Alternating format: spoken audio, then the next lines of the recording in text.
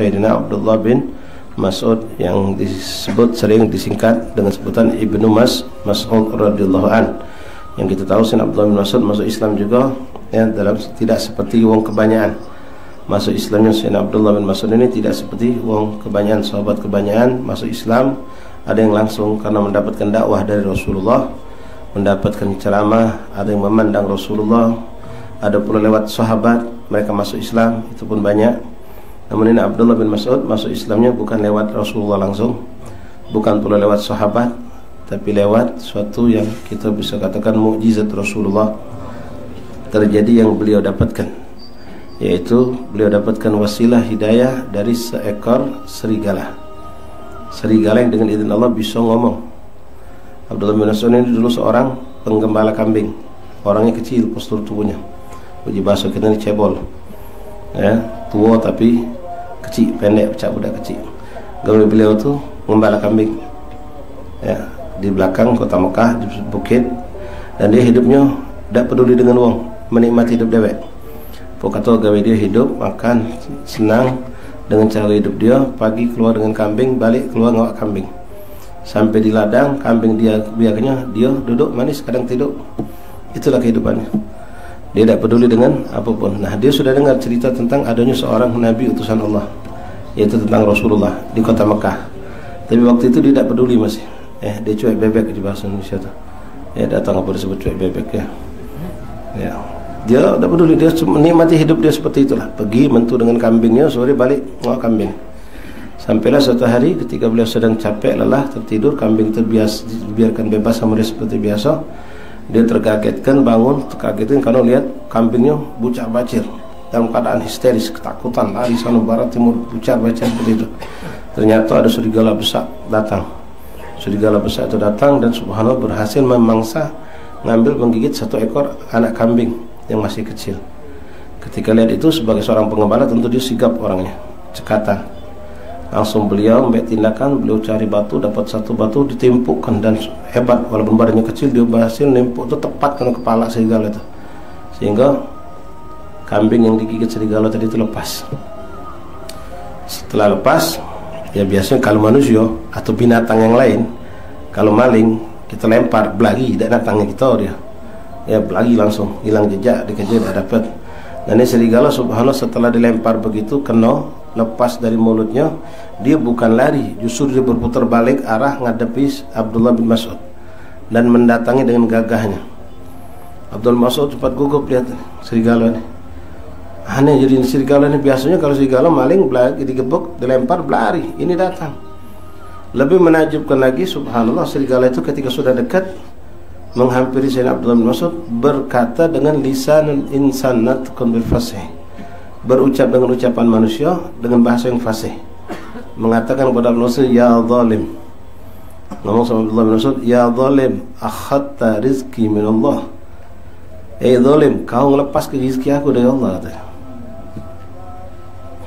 Bingung Abdullah bin Mas'ud, ajabani katanya, ajabani, mengagumkan, aneh katanya, ada serigala bisa ngomong, aneh katanya. Bingung dia. Ketika Ibnu Mas'ud Abdullah bin Mas'ud ngomong macam itu, serigala ini nimbal lagi, kau lebih aneh dari aku.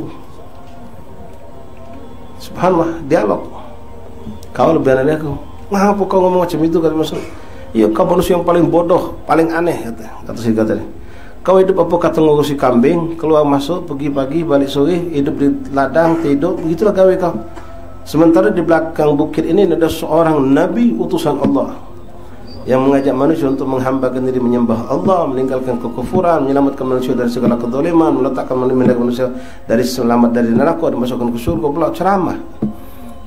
Dengar itu ngelongok masuk. Selesai. Aku memang pernah dengar tentang itu, katanya. Ini benar-benar suatu keajaiban. Ini tidak mungkin suatu kedustaan, karena binatang bisa ngomong. Maka binatang itu, pergilah kau sebelum kau terlambat, temui itu Nabi akhir zaman. Lalu Abdul Mas'ud ngomong, aku pengen, karena aku dapat ini suatu keajaiban. Tapi kalau aku pergi, siapa yang nanya kau? Kambing-kambing aku. Apa justru segala? Tidak, dia ngangkat tangan saya ini, tidak. Istrinya, pergilah kau, aku yang jago. Aku yang jaga kambing-kambing kau. Subhanallah. Ya Abdullah bin Mas'ud mendapatkan ini keajaiban ini. Ya, dia belum tahu kalau itu mukjizat Rasulullah. Itu mukjizat Rasulullah loh. Ya, walaupun kambing itu bisa ngomong, Abdullah bin Mas'ud bisa ngomong itu mukjizat Nabi Muhammad SAW.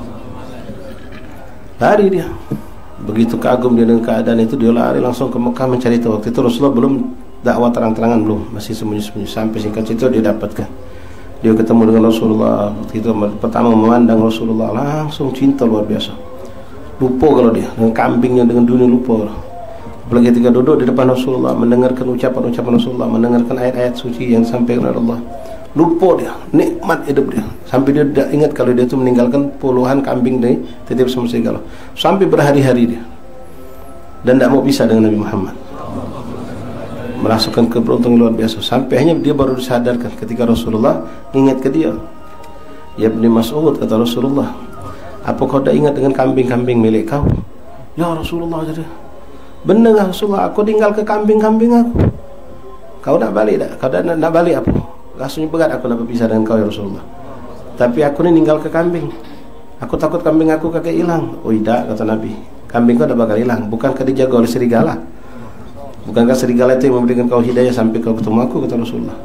Saksikan, kata Nabi, baliklah kau. Kambing kau dalam keadaan selamat, aman, nyaman, dan serigala itu dengan janji dia menjaga kambing kau. Sallallahu alaihi Muhammad. Balik dia.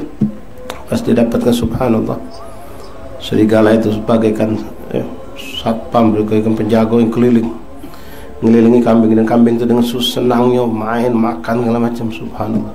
Lebih dari Ibn Mas'ud. Kalau Ibn Mas'ud tinggal dia tidur kan, serigala tidak tidur, nyago. Subhanallah. Pas dia balik, dijingoknya serigala tu, dijingoknya kambingnya, tidak ada berkurang sikap. Nangis Abdullah bin Mas'ud, luar biasa. Ini keajaiban yang beliau dapatkan dari mukjizat Rasulullah, dan dia sebagai tanda sakit terima kasihnya. Kambing yang kemarin itu carinya, ketemu, dimbeknya, dipotongnya, ditetak-tetaknya, juga serigala sebagai tanda terima kasih. Sallallahu alaihi Nabi Muhammad. Maka mereka nasib yang Allah untungkan untuk mereka para sahabat Rasulullah radhiyallahu taala anhum. Abdullah bin Mas'ud. Abdullah bin Mas'ud. Ini panjang cerita beliau ni kalau kita buka cerita, ya. Ketika beliau baru masuk Islam, menggebu-gebu pengen langsung dakwah. Kata Nabi, kaget, belum waktunya, sabar. Tidak ya Rasulullah, biarkan aku nak berdakwah. Masih dia, ya sudahlah, jual, kata Nabi. Cara orang kampung lah, cara orang dusun. Asal belagak, asal jagoan mungkin dia. Yang dia ngasuh ini hak. Keluar dia sampai ke Ka'bah, jinaknya banyak. Ada Abu Jahal dan kuncu-kuncunya, dan grupnya sedang duduk. Langsung bin Mas'ud berdakwah, dimarahin satan yang suruhnya masuk Islam, tinggalkannya, katanya lah bahala segala macam tadi. Abu Jahal nyingok budak kecil, walaupun tua, orang dari dosa pula. Apa yang dapat kalau bin Mas'ud? Panggilnya dapat kaf, ketepak, kamplang gitu bahasa kita. Tabok oleh Abu Jahal, jatuh Abu Jahal tangannya, punyang langsung bin Mas'ud, nangis bin Mas'ud.